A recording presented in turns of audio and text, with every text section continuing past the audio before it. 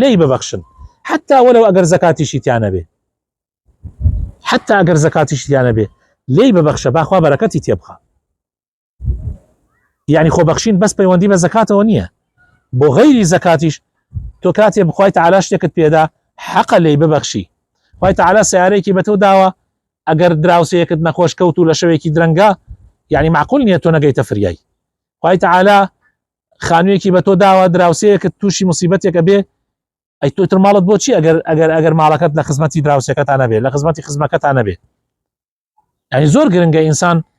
يعني قدری ئەوە بزانێت کە خوای تەعالا پێ بەخشێ. ولا تيمموا الخبيث منه تنفقون، يعني مەگەڕێن پیسەکە کۆبکەنەوە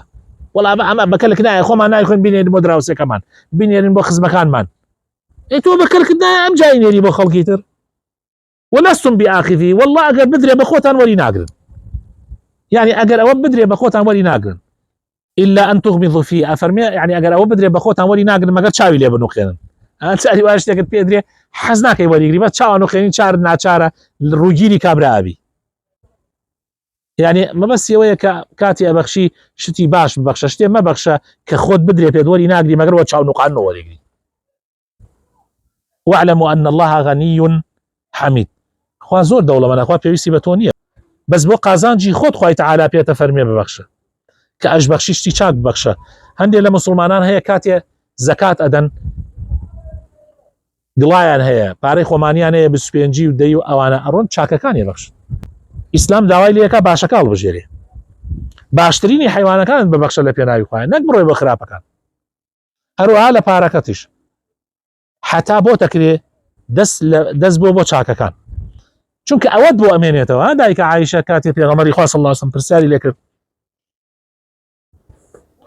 فەرمووی عایشە چی ماوەتەوە لەوەی کە بەخشیانە؟ وڵای پێغەمبەری خوا هەمومان بەخشیوە بەس دەستێکی ماوەتەوە یان بەس ئەوەی ماوەتەوە. فەرمووی بەس ئەوەی نەماوەتەوە. فەرمووی ئەوەی بەخشیتە هەر ئەوە ماوەتەوە ئەوەی بەخشیتە ئەمە ئیسای خۆی نۆڕا و هیچ شانی بەس ئەوە ناردوتەوە قیامەت يعني ئەوەی کە ناردوتە ئەوە ماوەتەوە. الباقي وما تصدقت به، يعني ئێمە ئەبێ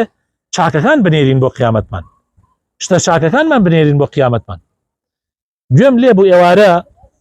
کابرایەک هاتبوو دیفاعی لە سەرکردەیەکی ئەهلی دنیا کرد. سەرکردەکە باری لارە ئێستا ئەویش هاتبوو دیفاعی لێ کرد. ئەیوت من ئەوەنە کوڕمەیە هەر هەمووی لە پێناوی ئەو ئادەم بەکوشت. گریان مات بۆ دینەکەی ئیسلام. ئێمە ئامادە نین لە پێناوی ئەم ئیسلامە کە ئەزانین هی خوایە و دینەکە دینی خوایە و حەقە و ئەو ئەژزانێ ئەو هیچ پوچەڵەوە ئەمرێ و بەیانی هیچ سوودێکی بۆی نییە ئامادەیە هەر هەموو مناڵەکانی کوڕەکانی لە پێناوی بدا بەکوشت. بەڵام ئێمە ئەم دینە جوانەمانەیە بۆ ئەم دینە هیچ ناکەین. من زۆر جار ئەبینم ئەم هەندێک حزب بەیە باوەڕی بە دین نییە ئەبینم چۆن لە پێناویە خەڵکەیە یعنی قوربانی و ئادار و عەجایبت کاتێ سەرکردەیەکی یان کەسانێکیان ئەگیرێن یان شتێکیان پێکرد ئەڕوان لە بەردەمی کونسوڵیەی ئەو وڵاتەیە خۆیان سووتێنێ ئاگرە ناتە خۆی کوژێ لە پێناوی قائیدێکە کە ئەم قائیدە نەبۆ دنیای باشە نەبۆ قیامەتی باشە نەبۆ دنیای باشە لەبەرەوەی ئەم کابرایە زەلیلە ئێستا لە دنیا هیچی بۆ ناکە هیچی لە دەست نایە بۆ قیامەتیش باوەڕی بە قیامەت نییە قائیدەکەی تا خازانجی بە قیامەتی بێت. ئێمە ئەم دینی ئیسلامە خوای پەروەردگار دنیا و ئاخرەتی بەدەستە ئێمە ئەوەنەی ئەو کەسە ناتوانین لە پێناوی خوایە بکەین. من جار وایە عەجایبم دێڵێم خوایە زۆر سەیرە یعنی مسلمانان بۆ ئەوەنە ئامادە نین لە پێناوی دینەکەیانە قوربانی بن. ئەوەندەی کابرایەکی بێدین مان لەدەست نایە بەڕاستی مع الأسف ئەڵێم. ڕۆژێکیان ئەسحابەکان ئەسحابە و سەیر ئێمەکە ئەسحابەکانی پێغەمبەری خوا صلی الله علیه و سلم لە کاتێکە دەوری قەڵایەکیان دابوو لیان عاسی بوو قەڵاکە فەتح ناکرا